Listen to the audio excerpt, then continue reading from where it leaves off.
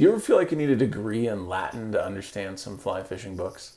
Well, the good news is, if you pick up the Fly Fisher's Book of Lists, you don't need a degree, even in Latin. Hi, it's Jason, and what if there was a book on fly fishing that would demystify so much about this sport? Well, there is such a book, and what I'm going to talk about today is the book, The Fly Fisher's Book of Lists. And, I first came to this book years ago when I was in a bit of a slump, right? I didn't know how to get any better at fishing. And, I would try reading blogs, I would try reading other books, I'd try even watching videos like here on YouTube. And none of that information helped. And then I picked up this book, The Fly Fisher's Book of Lists, and it felt like I could finally understand fly fishing, and this book ultimately made me a better fisherman. And so I'm going to review that book for you today. So before we get into the book itself, let's talk a little bit about the guys that wrote the book, Dave Goetz and Steve Mathewson. So you may know these two guys from their very popular podcast, Two Guys in a River. If you have not listened to that, I would highly recommend that you go ahead and check them out. And, they come to fly fishing with some pretty interesting backgrounds. One of them, Dave, runs a successful marketing agency. He's also a sort of serial entrepreneur. And Steve is a pastor, as well as he's written books. In addition to those sort of career accolades, they're also just regular guys, right? They're married, they have kids, and so they face a lot of the same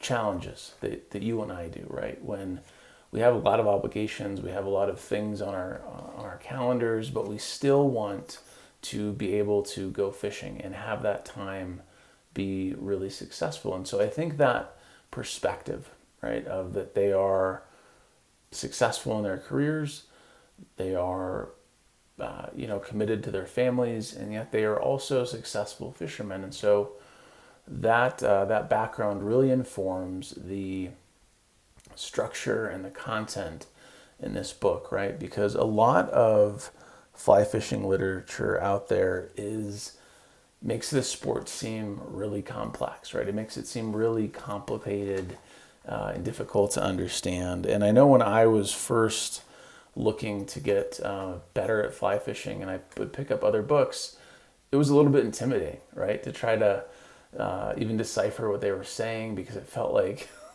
you needed a degree in Latin to even understand what other authors were saying. And the good news about the Fly Fisher's Book of Lists is that you don't need a degree in Latin. So what I want to talk about now is some of the things that make this book really unique and really, really good. So the first thing that sets this book apart is the format of it. So as the title implies, it is the content is presented in list format. So every chapter, every section is really just a bulleted point of lists. Now, that may seem a little bit odd, but when you think about it, what that does is it has forced Steve and Dave to condense their decades and decades of fly fishing knowledge down into a manner that's very accessible and very usable. And I find that list format is actually really, really good, because it allows you as the reader, and it allows me as someone that has read this book, to figure out maybe a gap in their fly fishing game, to have some interest in a specific type of or area of fly fishing, and you can easily go and find some information on it. The second thing that I really like about this book is that it is very broad in what it covers, right? So in this book, you will find things about what flies you can use, recommendations for when you're fishing Yellowstone. That's a favorite place for these guys to go. You'll find tips about casting, buying a fly rod, wilderness safety, as well as sections on how to make the most of your trip and how to remember that time on the water. And that's just a small sort of summary of some of the sections in here. Really, it covers the whole spectrum of fly fishing. There is not a topic, I don't think, that someone has had a question on. There is not a topic that someone has had a question on that this book doesn't at least address or gives you something to consider. So it's very broad in what it covers. And then one kind of tip for you, if you do pick up this book, is that once you get it, go ahead and open it up and look through the index. They've got a really nice tag index in the back of it. And find a couple sections that resonate with you or that you want to learn more about, and start with those, right? Because I think if you have this form, if you take this approach, that will allow you to get some value from this book right away. So now that I've shared with you what really sets this book apart and what makes it special, I thought it might be helpful for you to hear a little bit from the book. So I'm going to read 2 excerpts for you. The first is 5 Disciplines to Fly Fish More. It may seem a counterintuitive concept that fly fishing needs to be a priority. But as life grows more complex, it really does. Here are 5 disciplines that will help you get out on the river more often. 1. Limit your hobbies. There's probably not enough time to be great at golf and fly fishing. That might explain why there is little overlap between fly fishers and golfers.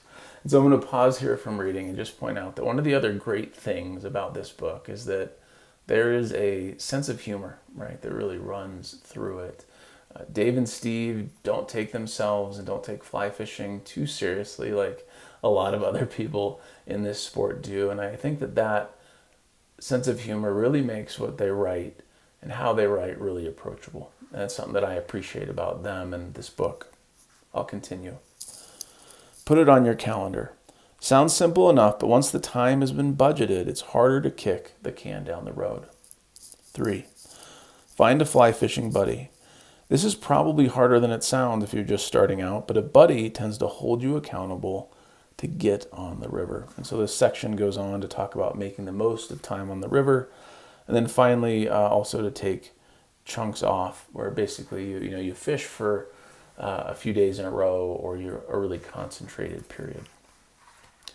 And so the second section that I'm going to read for you is titled 3 Ways to Track Your Adventures. The memories of great days on the water fade and blur with time. One solution is to keep track of your fly fishing adventures. Here are 3 simple and somewhat obvious ideas to maintain a record. 1. Take plenty of photos. The cliche, a picture is worth 1,000 words, is eternal. Be sure to also record video of your fly fishing partner as he or she makes a dreadful cast. 2. Keep a fly fishing journal. Sometimes, though, a word is worth 1,000 pictures. So consider a fly fishing journal a great way to relive your memorable days on the river. As we learn fly fishing hacks or collect intel on new waters, we add them to our journals. 3. Create a social media footprint. This is not for everybody, but Facebook, Twitter, Google+, and Instagram are free, of course. And many hosted blogs like WordPress are also free.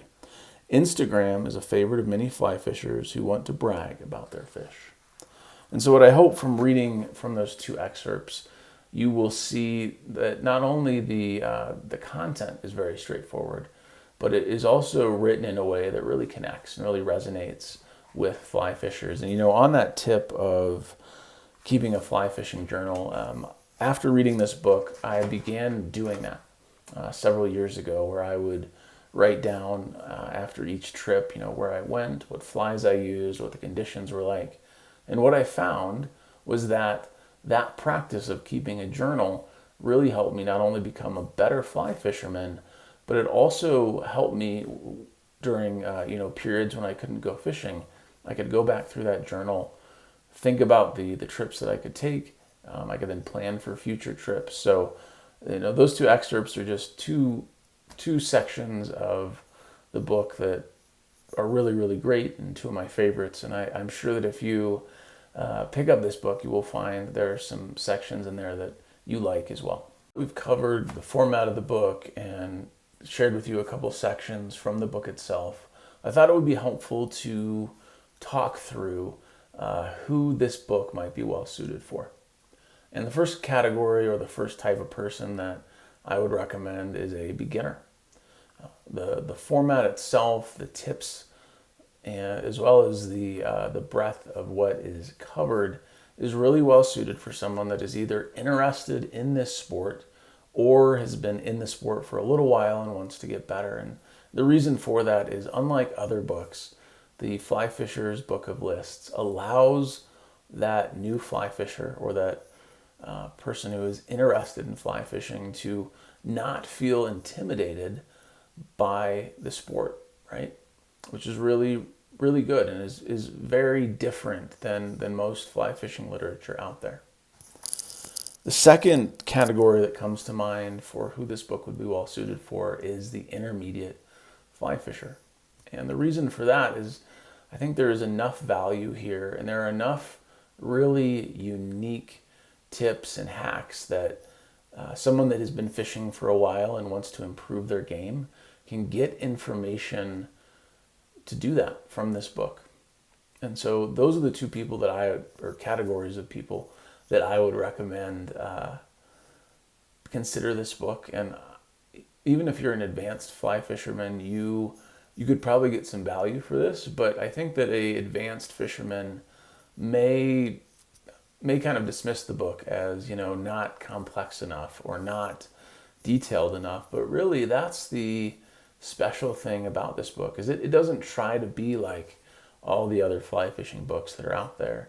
And that unique approach and that unique format make it really, really good. And so today we've talked about one of my favorite books on fly fishing, The Fly Fisher's Book of Lists. And we've talked about the format, which is really unique. We've talked about the content within the book, which is very deep, but also very accessible to most people, as well as the sort of unique sense of humor that Dave and Steve have infused in this book. And so what is my recommendation to you? Well, I'll be honest, I think you need to pick yourself up a copy, because this book has the ability to profoundly influence your fly fishing journey, just like it did for me. And so first, let's talk a little bit about Dave Goetz and Steve Mathewson, who are the authors of... So today we've talked about one of my fly fishing... So now that I've covered why I like this book and what sets it apart, I thought it would be nice to read a couple excerpts for you from the book. And so the first excerpt